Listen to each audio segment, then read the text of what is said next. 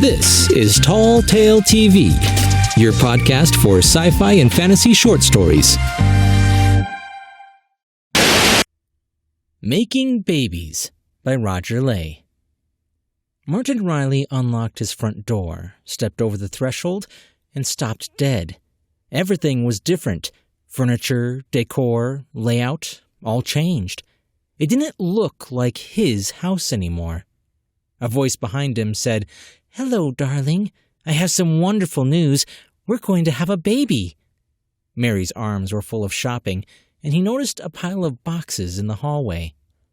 "I've rearranged the house in readiness for the happy event."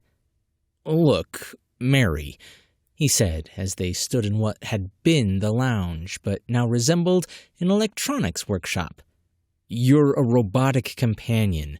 You can't have a baby. You're made of metal and plastic." "I didn't say I was pregnant, Martin. I said we are going to have a baby. I know you're organic, but try to keep up. It's government policy. In future, all new artificial persons are to be home-developed and educated. We talked about this. It is to help with the integration of electronic and biological citizens. They have issued our baby license, and I cannot wait to get started." "You guys have come a long way in the last 25 years, said Martin. "You'll be voting next." "That's the plan, Martin." Martin was a widower and had been enjoying a quiet retirement with his beautiful companion.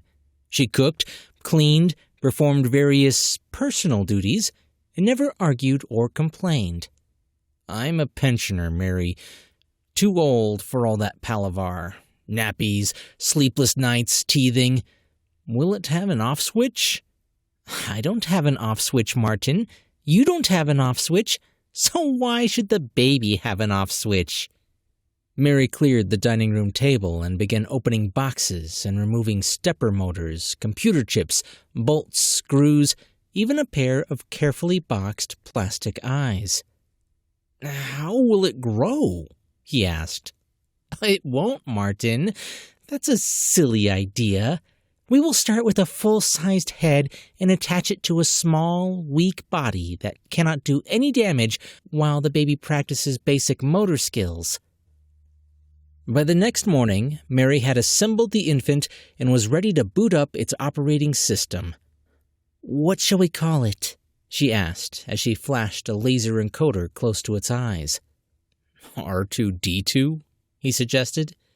She gave him one of her looks. "All right. It depends on whether it's a boy or a girl." "We have to raise it to be gender neutral, but the license says it is to be female eventually. How about Leslie? That name's not gender-specific." Riley shrugged and peered at the strange-looking creature with its adult head and tiny body, laying in its crib, waving its arms and legs. After a while, he picked it up.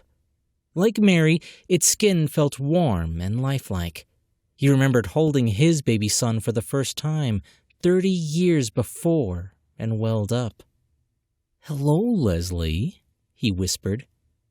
"Hello, Martin," it replied, smiling. "Some of its functions are pre-programmed, Martin. Language and smiling are two of them," said Mary. Within weeks, the baby could crawl, and after 3 months, Mary transferred the head to a toddler body, which was able to cruise around, holding onto the furniture. "Leslie started walking," he told Mary excitedly as she arrived home with the shopping a few days later. Leslie still looked odd with its oversized head, but Martin was used to the little creature. He spent a lot of time talking to it, telling it stories or walking in the garden, holding its hand and identifying the birds, flowers, and insects.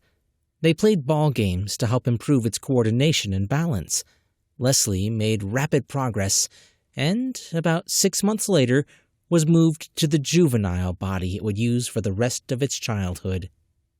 The three of them had formed a comfortable family unit when, after about 2 years, Mary announced that Leslie was ready to move into her adult body. It took Mary a day to assemble the new body and transfer the head to it, but she had to work on the face for 2 more days.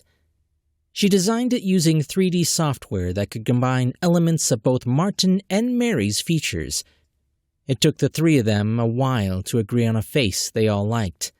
After she'd printed it, Mary gently peeled away Leslie's child face with its many wriggling hair-like connections and attached the adult one. Leslie spent a long time sitting in front of a mirror, learning to drive it. They enrolled her at the local high school. "She has to be thoroughly socialized, Martin. It's programming that is too subtle for even the finest software engineering. It is the main reason we are doing this." "What if she doesn't fit in? What if the other kids bully her?" "Don't worry, Martin. About 10% of the pupils at the high school are artificial people. The other children are used to them." Leslie seemed to settle into school effortlessly and had no problem with the academic work. On a Saturday morning, about 2 years later, there was a knock at the front door. "Would you answer that, please, Martin? I'm busy with the soufflé," Mary called from the kitchen. Martin opened the front door, and there stood a pleasant-looking young man holding a bunch of flowers. Over his shoulder, Martin could see a yellow sports car parked on the street. "Good afternoon, Mr. Riley. My name is Peter Abrams. I wonder, is Leslie home?" Leslie appeared behind him, wearing makeup and a short skirt. She squeezed past. "I see you've met Peter then, Dad." She took the flowers from the visitor, handed them to her father, and kissed him on the cheek. "Give these to Mom. See you later." And they were gone, driving away, laughing together. "But she's only 5 years old," thought Riley. He went back inside and joined Mary in the kitchen. That evening, the house seemed very quiet. How long before we can apply for another license?" he asked. Making Babies is one of the stories in Roger Ley's speculative fiction collection, Dead People on Facebook. All the stories in the collection have been published, podcast, or broadcast in the last year. Roger also recently released a brand new novella called The Muslim Prince. It's an alternative history that hinges on what might have happened if Princess Diana hadn't died. It's available on Amazon Kindle and has been given good reviews by both Amazon and Goodreads. Links in the description. Hey guys! Roger Ley is a regular here on Tall Tale TV with a number of episodes under his belt. If you would like to hear more, I'll leave links in the description to where you can find his stories. But before you leave, be sure to subscribe. I post new stories every Monday and Friday, and you can listen to the show on iTunes, YouTube, Facebook, and just about every podcasting app available. I'm Chris Herron, and that's it for today's Tall Tale TV.